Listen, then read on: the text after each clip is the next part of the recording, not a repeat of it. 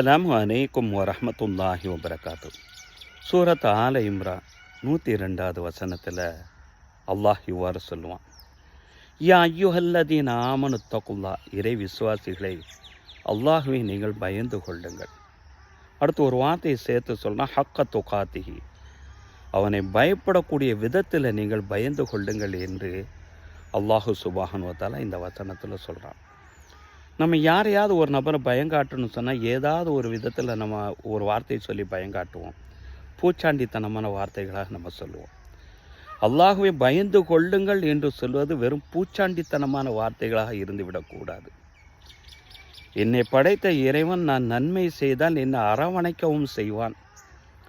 நான் தவறு செய்யக்கூடிய நேரத்தில், பாவம் செய்யக்கூடிய நேரத்தில் தண்டிக்கவும் செய்வான் என்ற நம்பிக்கை உணர்வு என் உள்ளம் சார்ந்து இருந்து, நான் எங்கே பாவம் செய்தால் இறைவன் தண்டித்து விடுவானோ என்ற அச்ச உணர்வில் பாவத்தை விட்டு தவிர்ந்து கொள்வது தான் ஹக்க துகாத்திஹி, இறைவனை பயப்பட விதத்தில் பயந்து கொள்வது என்பது.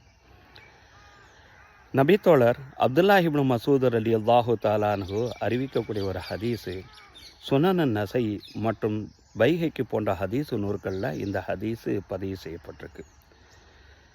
அல்லாஹுக்கு மிக பிடித்தமான ஒரு வார்த்தை, ஒரு அடியான் சொல்லக்கூடிய வார்த்தைகளிலே அல்லாஹுக்கு மிக பிடித்தமான ஒரு வார்த்தை என்ன தெரியுமா? அதாவது தக்பீர், தொழுகைக்காண்டி தக்பீர் கட்டியவுடன் ஓதக்கூடிய துவாக்களில் அந்த வார்த்தைகள் உண்டு. சுபஹானக அல்லாஹும்ம வ பிஹம்திக வ தபாரக ஸ்முக வ தஆலா ஜத்துக வ லா இலாஹ கய்ருக. இந்த வார்த்தை அல்லாஹுக்கு ரொம்ப பிடித்தமான ஒரு வார்த்தை. அதே நேரத்தில் அல்லாஹுக்கு மிகவும் ஒரு அடியான் சொல்லக்கூடிய வார்த்தைகளில் அல்லாஹுக்கு மிகவும் கோபத்தை ஏற்படுத்தக்கூடிய ஒரு வார்த்தை என்ன தெரியுமா? தன்னை மறந்துட்டு மற்றவனுக்கு பார்த்து அல்லாஹுவை நீ பயந்து கொள் என்று வெறும் வெத்து வார்த்தையாக, பூச்சாண்டித்தனமான வார்த்தையாக சொல்வது தான் அல்லாஹுக்கு மிக கோபத்தை ஏற்படுத்தக்கூடிய ஒரு வார்த்தை.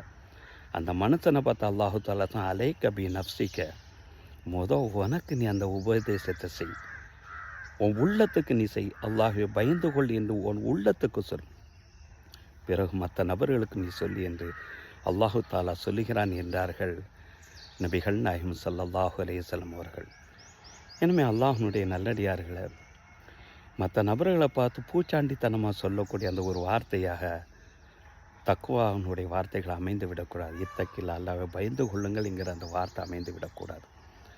அது உள்ளபூர்வமான ஒரு வார்த்தை, உள்ளம் சார்ந்து இருக்கக்கூடிய ஒரு வார்த்தை, உள்ளம் சார்ந்த ஒரு வணக்கவியலான ஒரு வார்த்தை. அதை நம்மிலிருந்து ஏற்படுத்தி பிறகு உபதேசிப்பான். அல்லாஹ் அதற்கு அருள் புரிவானாக. ஆமீன்.